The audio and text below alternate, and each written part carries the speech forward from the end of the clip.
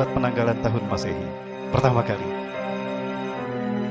Tahukah kita kalau yang membuat tanggal ini bukan seorang muslim, bahkan dia berkeyakinan kuat dengan keyakinan pagan. Dionysius Exiguus dari Romawi, dia seorang biarawan Katolik. Tahun 527 Masehi, dialah yang membuat tanggal Masehi. Penanggalan Masehi ini dia namakan Anno Domini. Bahasa kitanya adalah tahun Tuhan kita. Kata mereka, Tuhan mereka adalah Yesus. Berarti tahun Masehi adalah tahun Yesus Kristus. Lalu dipakai oleh umat Islam. Boleh tidak? Penanggalan Masehi adalah tari yang dipakai secara internasional dan oleh kalangan gerejawan dinamakan Anno Domini, disingkat AD. Anno Domini diambil dari bahasa Latin yang artinya tahun Tuhan kita. Orang-orang Latin mereka menyembah Yesus. Ketika mereka menyebutkan tahun Tuhan kita berarti tahun Yesus Kristus.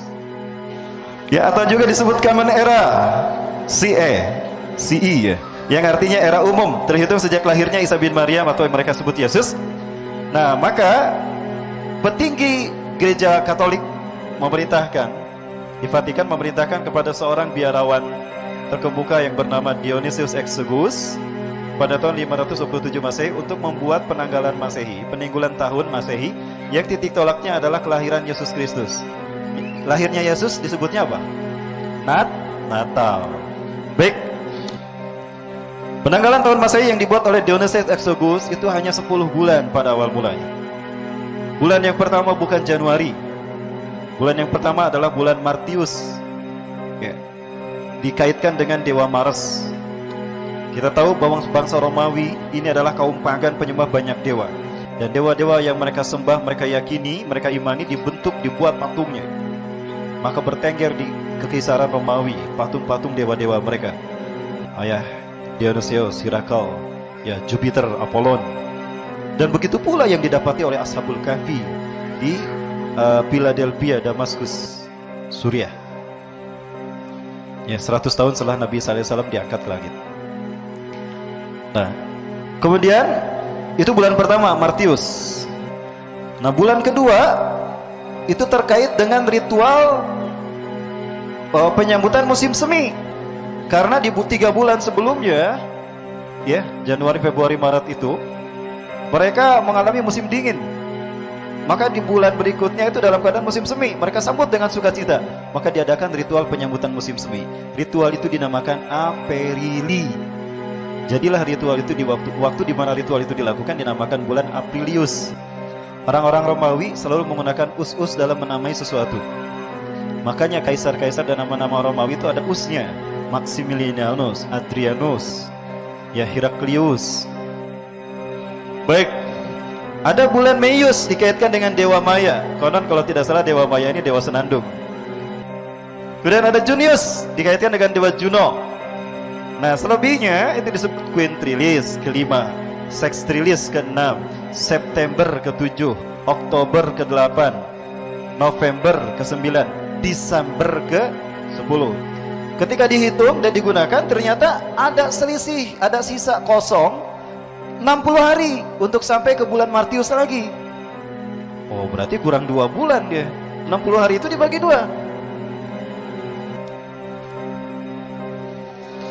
Maka 30 hari pertama diberi nama Januarius, dikaitkan dewa Janus, dewa yang bermuka 2. Satu wajah menghadap ke depan menatap masa yang akan datang, satu lagi menghadap ke belakang menatap masa yang lalu. Ya.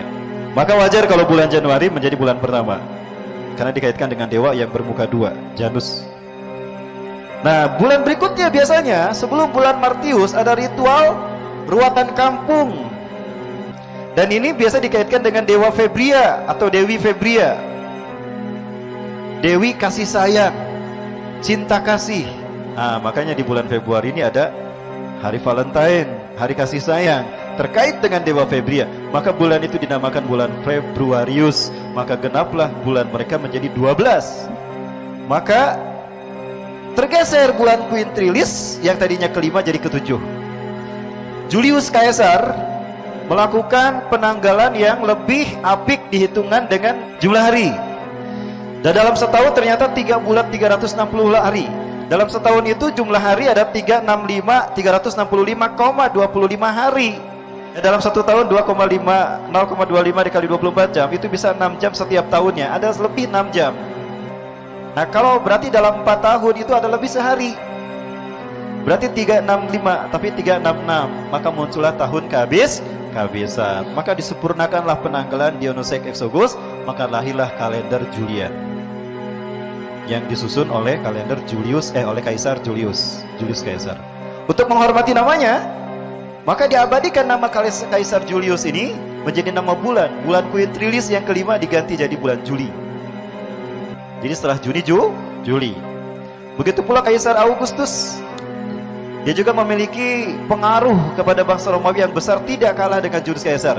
Maka Sextilis diganti dengan nama Augustus. Jadilah setelah Julius ada Augustus. Ya. Namun bersepanjang perjalanan penggunaan kalender Julian ini, ada penyempurnaan yang dilakukan oleh Paus Gregorius ke-13, di mana ada kemelesetan antara musim dengan tanggal tidak sama. Ya, Desember itu bisa turun salju. Oh, kenapa ini mah panas nggak turun salju? Berarti ada salah hitung. Maka dipangkas bulan Masehi ini, tahun Masehi ini sekian hari. Kalau tidak salah, dipangkas sampai 40 hari ya, atau 20 hari.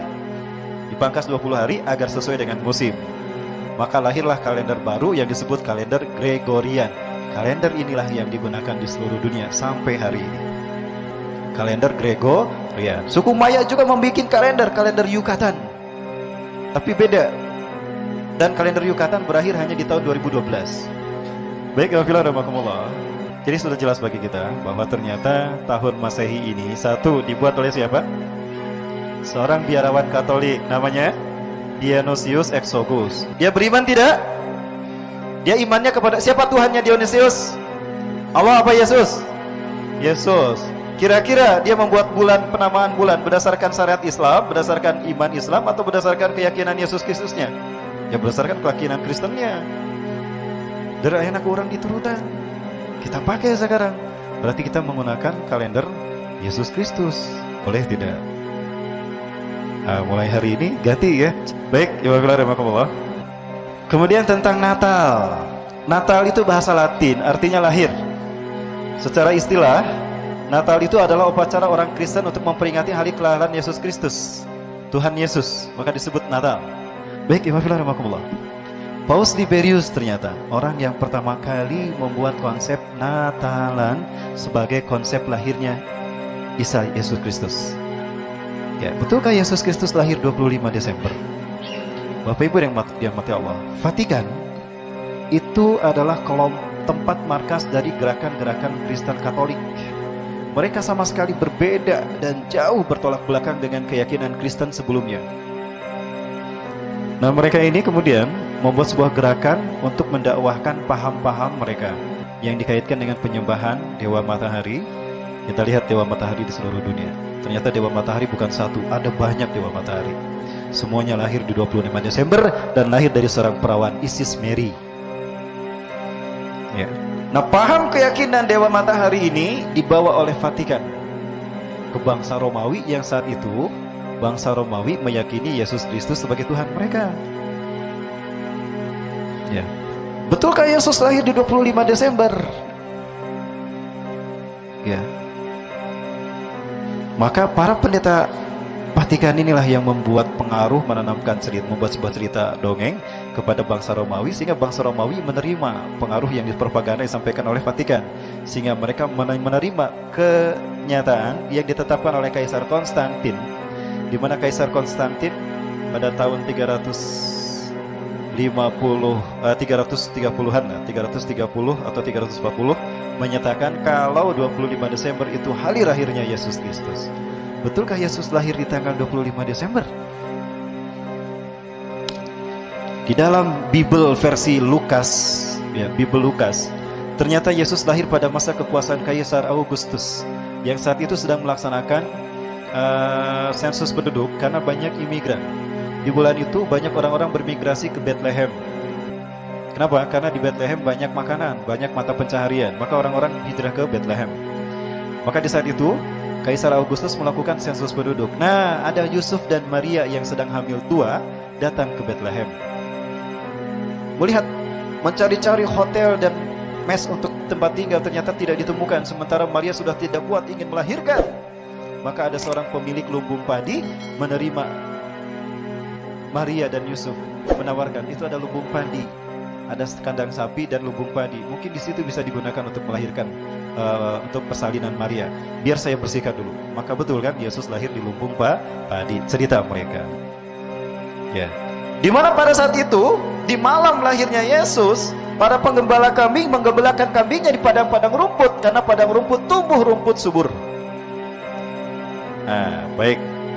Bulan Desember biasanya turun salju ya. Mungkin nggak di bulan Desember padang rumput menumbuhkan rumput yang bagus sehingga para penggembala kami menggembalakan rumput di bulan Desember. Padahal di bulan Desember Romawi itu, Palestina itu, Syam, biasanya turun hujan salju.